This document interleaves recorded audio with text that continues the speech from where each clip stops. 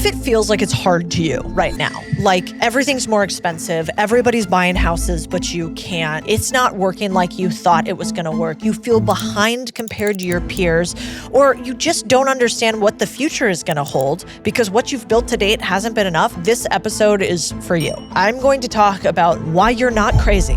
It is really just hard out there. And I'm going to tell you all the stats so at least you can stand on solid ground knowing that you're going to have an uphill climb. And then I'm going to talk about what it's going to take for you to get to the next level of the game because it's not going to be anything like what people tell you today.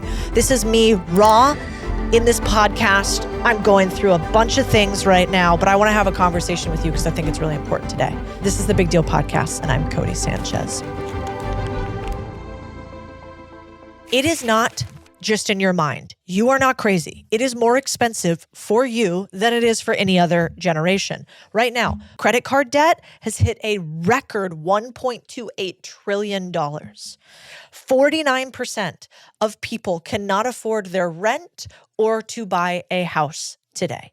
Most of us are sitting here trying to figure it out. When they told us learn to code, that hasn't turned out well. Meanwhile, electricians are making like $100 an hour, and we went and got these grad degrees that have, on average, $76,000 in student debt. And oh, by the way, they're non-forgivable, meaning that debt will follow you around for the rest of your life. Not to mention, look at this video. And if you can't see it right now, this is what it is. It's how all the boomers told us that we were lazy little shits that bought too much avocado toast and had lattes. And it turns out they were full of shit because look at how much more expensive it is to buy a house for us than them. Back when boomers were buying houses, it was 4 years of salary on average. You know what it is today? 12 years. I don't know how much avocado toast you eat, but I don't think that's sufficient. And I was thinking about that today because we're sitting here this week and I'm not a geopolitical expert. I have no idea if we should have gone to war with this country or that country. What I do know is that we said, hey, government, we can't pay rent. We can't buy homes. Remember, 49% of us can't. And government said, best we can do, bomb Iran. What the fuck? It's actually crazy. If you were to go and look, I will pull this up for you because it's out of control. If you were to look, go to Grok on Twitter. That's Twitter's AI. And you were to ask it how much money we have spent in the Middle East on wars, the answer would be $8 trillion. That's 100x the annual federal spending on roads and bridges. So you're right. They, the collective they, pick whichever politician you want to, are using your tax dollars to do things that will never touch you in the U.S. Like, imagine how affordable groceries would be for the average person if we had spent things on, I don't know, maybe making it easier for us to farm. I saw this beautiful thing where as only Europeans do, really. But in Europe, they bought every household 6 chickens and they eviscerated the egg industry overnight. Like nobody needed the egg industry overnight because you were allowed to have these chickens and these coops. And it turns out you gave extras, so you gave them to your neighbors. And of course, this wouldn't work in super urban centers, but really? We can drop $120 million on a bomb? But we can't buy Americans some chicken. So I just want you guys to know it is actually really hard out there.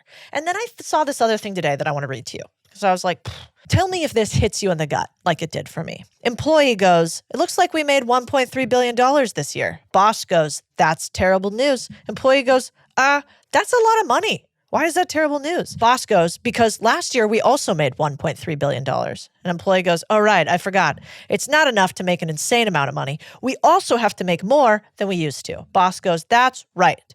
And simply paying our executives 7-figure salaries won't cut it. We need more. Employee goes, all right, I guess we could try making our product better to sell more. Boss goes, sounds expensive.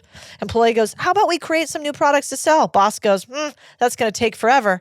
I need an immediate solution I can implement right now. Something that makes me look really good, takes basically zero effort. Employee goes, oh, please no. And boss goes, layoffs. And I just kind of think that that's what's happening in this world. So right now, if you feel like nobody's hiring you, it's probably not your CV's bad. It's that most people hire friends and relatives and people they know and colleagues, and they get jobs based on handshakes and looking each other in the eye. And if you're not actually out there talking to somebody direct, you're probably not going to make it. I was looking at some stories about people. For instance, there's a guy yesterday, MBA from Wharton, nice house in the suburbs. He was a big company employee his whole life, like a big, huge corporation. He was laid off 6 months ago, and he kept getting to the final round, and he's 54 years old. Like, that is rough. It's rough right now. And I'm not a pessimist. I don't think this is going to be this way forever. But I do think that we need to be honest about what's happening around us. That we have to normalize that if you want to win, you have to be almost a little bit delusional. That you have to do things most people won't. You have to believe you're the one. You have to go after it relentlessly. You have to focus so intently on the few things you want as opposed to spray like the system taught you to apply to 1,000 places, to use Indeed everywhere, to go to college and hope that somehow somebody picks you. No, it's so hard, but it's so true. Nobody will ever pick you. No one is coming to save you. No one is coming to pick you. You have to introduce yourself. And if you don't introduce yourself, you're just not going to get ahead. And I was looking at this, today I did this post talking about how it's kind of not fair that we're spending all this money on other people in other countries. And right here, your tax dollars that you work so hard on, which, listen, it's not that I'm like, oh, fuck everybody who's not an American. That's not true. I'm just saying you didn't sign up to give away your life force, aka your time that you trade for a salary, to give it to everybody else when you're not doing so great. When you're doing good, when the average American, when 50% of Americans can afford rent and a house and afford groceries, awesome, let's help a brother out. In the meantime, why do we say take care of yourself? Why do we say you can't pour from an empty cup? Because you can't. If you guys aren't doing okay, then everything else in the world can't be getting more than you can. I think about this often. Like, how many once in a lifetime things do we got to go through? Now we have AI coming, which is something totally different. Now we have, a 50-year mortgage is basically what they've given us as a solution, when we all know that AI is going to disrupt a lot of jobs in the next 5 years. So it's kind of like, all right, 50 years, but I have no idea what's going to happen in the next 5. I don't know if you've noticed it, but I certainly have. I travel all over the country a lot right now. And I've sort of seen it in grocery stores and airports and people walking down the street and government buildings. Everybody looks a little drained, right? Everybody looks a little worn out. And I think that is a warning sign of how hard it has been in many ways for many people. And I just want you to know, I think there's 3 answers to this only. And the first answer is that you can never quit. That once you figure out what you want out of life, the secret is just to keep going until you figure it out, because usually the thing you want is right on the other side of the time that you quit, gave up, stopped too early. And I know this sounds like hustle porn. Like, Cody, nobody can afford houses, just don't quit. I'm sorry, there's not a better answer than that. The first and best answer is prove that you are a person that doesn't quit, because those are the type of people that get hired, that get money from investors, that get more opportunity, that things get attracted to them. That's just it, period, end of story. If you go into an interview and you don't say to them, I am the type of person that is so relentless that if you don't hire me for this job, I'm going to keep bothering you. I am meant to come do this thing. I need you to have an unreasonable amount of belief in yourself. Not that you can achieve anything. You don't even have to go that far, but that you're a dog on a bone. You're that pit bull that grabs and locks on and won't let go. And every single successful person I've ever met has that. They are just a dog on a bone, unapologetic for the fact that they will not quit. They will not let up. And that has to be you. And the second thing that I've realized is you have to lock in this year. You're going to have more distractions than you've ever had in your entire life. And you're going to have to figure out 1 or 2 things you can focus on per day, where at the end of that day, you feel like you made it. Almost every morning I call my president, Mark, and I have a shit ton of activities and he has a shit ton of activities. And I go, hey, okay, here's what I'm working on. But if I get these 2 things done today was a win. How about you? And he goes, yeah, these are my 2. We're like people with really big jobs, but we know every day there are the crucial 2. And we kind of kill anything that isn't that, because the world will try to take your attention. And it can seem rude. People come up to me sometimes, they're like, hey, can I talk to you about this? I'm like, not right now. No, actually. Or they'll say, hey, can I do this? Can I have your phone? And I go, no, not right now. I'm working on something else. It is that relentless. Because maybe in the past, when everything wasn't so crazy, you could just get by being a personality guy. You could be like, that guy's nice. So it just he just nices his way through stuff. That could be enough, but I don't think it's enough anymore. You're going to actually have to kill distractions. You're going to actually have to set boundaries, and not like fake, with all due respect, I am also a millennial, not like fake millennial boundaries. Like, I don't work or answer my email after 5. Good fucking luck. Good luck. I mean, I love disconnecting. I tell pretty much everybody on my team always, unless we have something going on, I go, I work all weekend. You can ignore me. If I really need something from you, I'll text you. But you can ignore me in Slack on the weekends. Just ignore me. You can ignore me usually after work, but you should probably check it. And listen, I'm going to get raised for this on the internet, but it's just true. You're going to have to lock in, work incredibly hard, set boundaries, but important ones that allow you to focus on the things that work. You know what's crazy? According to the Federal Reserve, nearly 40% of Americans wouldn't be able to cover a $400 emergency expense without borrowing or selling something. So when you worry about why making it feels impossible in the US right now, you're not being dramatic. You're actually being honest. Wages haven't kept pace with costs. Attention's fractured. And the old playbook, work hard, get ahead, feels slower every year. So here's what's changed. Leverage now lives online. And the people building real momentum, they aren't chasing virality. They're building owned audiences. This is why this episode is sponsored by Beehive. Beehive is the all-in-one platform to publish, grow, and monetize your newsletter. It's built for operators, founders, people who already have ideas but are tired of renting their audience from platforms that can throttle reach overnight. With Beehive, you don't just send emails. You build an asset. You get built-in growth tools like referrals and recommendations. You get monetization from day one through their ad network, boosts, or paid subscriptions. You get analytics that actually tell you what's working all in one place. In a moment where stability feels fragile, ownership matters more than ever. If it feels harder to make it, stop trying to win somebody else's game. Build something you can control. Go to beehive.com and use code CODY30 for 30% off your first 3 months. Because the new American dream isn't a job title. It is an audience. That's BEEHIIV. I think questions are increasingly more important than answers. Now we have the answer machine at our fingertips, right? AI in many ways.